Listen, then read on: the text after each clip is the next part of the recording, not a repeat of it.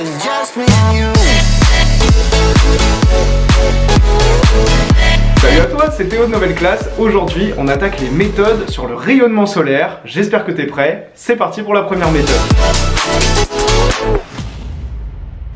Alors, comme on l'a vu dans le cours, il y a deux grandes relations à connaître, la relation d'Einstein et la relation de Wien.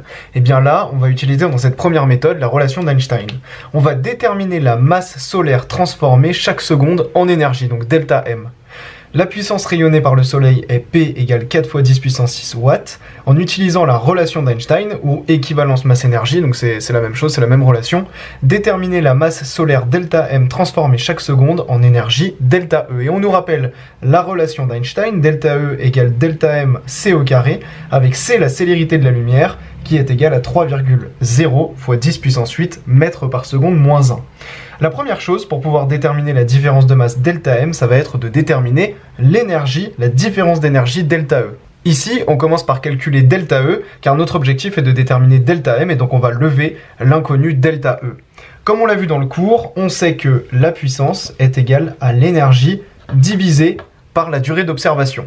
On en déduit de cette relation que l'énergie que l'on cherche pour avoir delta E est donc égale à P fois delta T, avec P la puissance, qu'on nous donne dans l'énoncé juste ici, et delta T la durée d'observation.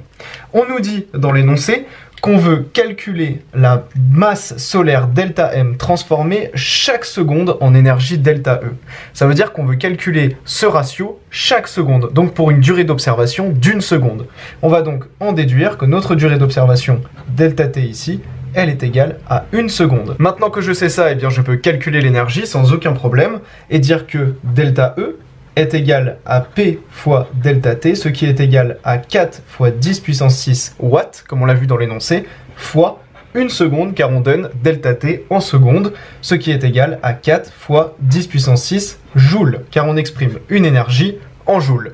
On a donc l'énergie, on peut donc en déduire immédiatement la différence de masse delta M grâce à la relation d'Einstein. En effet, on rappelle tout de suite la relation d'Einstein qui est égale à delta E égale à delta M C carré. On a déterminé delta E, on veut delta M, on va donc écrire delta M qui est égal donc à delta E sur C carré, comme ceci.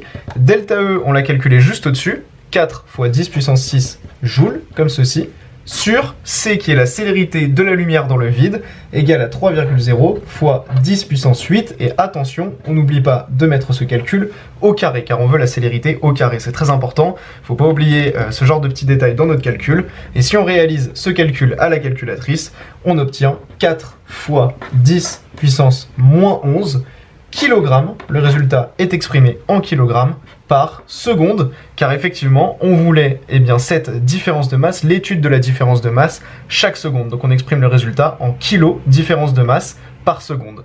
Et donc on voit qu'en une seconde, on a perdu une masse de 4 fois 10 puissance moins 11 kg. À présent, on va utiliser la loi de Wien pour estimer la température absolue à la surface d'une étoile. Car on a dit dans le cours que le spectre d'émission d'une étoile dépend de sa température, et ici on nous donne justement son spectre d'émission. On va donc pouvoir en déduire rapidement la température à la surface de cette étoile. L'étoile de Rigel est une étoile de la constellation d'Orion. En exploitant la figure ci-contre, représentant le spectre d'émission de la surface de l'étoile, donnez l'ordre de grandeur de la température de surface de l'étoile de Rigel. Donc on sait que ce qui met en relation le spectre d'émission et la température à la surface de l'étoile, c'est la loi de Wien. Donc on va commencer par rappeler la loi de Wien, tout simplement. La loi de Wien, comme on l'a vu dans le cours, c'est que delta fois la température est environ égal à 3 fois 10 puissance 3 micromètres par Kelvin, c'est-à-dire une constante. Ici, on a le spectre. Le spectre va nous permettre de déterminer delta et donc d'en déduire la température que l'on cherche à obtenir. Le spectre va nous permettre d'obtenir lambda, c'est-à-dire la longueur d'onde maximale du spectre d'émission.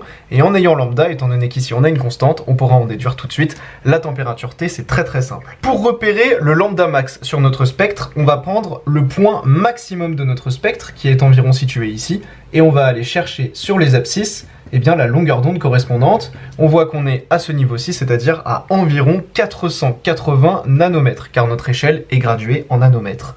On en déduit donc que notre lambda ici, lambda max, est égal à environ 480 nanomètres. Et ici, on veut tout mettre à la même échelle, On a une constante en micromètres, on va donc convertir les nanomètres en micromètres, ce qui est environ égal à 0,5 micromètres. On arrondit ici à 500 nanomètres, on veut une valeur approchée, et donc on peut dire que c'est égal à environ 0,5 micromètres. Bon bah voilà, c'était pas très compliqué, on a déjà fini l'exercice. On peut en déduire la température, qui est égale à notre constante 3 fois 10 puissance 3 divisé par lambda, en reprenant notre loi de Wien ici, ce qui est égal à 3 fois 10 puissance 3 divisé par 0,5, car on a une constante en micromètres. On a donc exprimé notre lambda en micromètres, ce qui est égal à environ 0,5.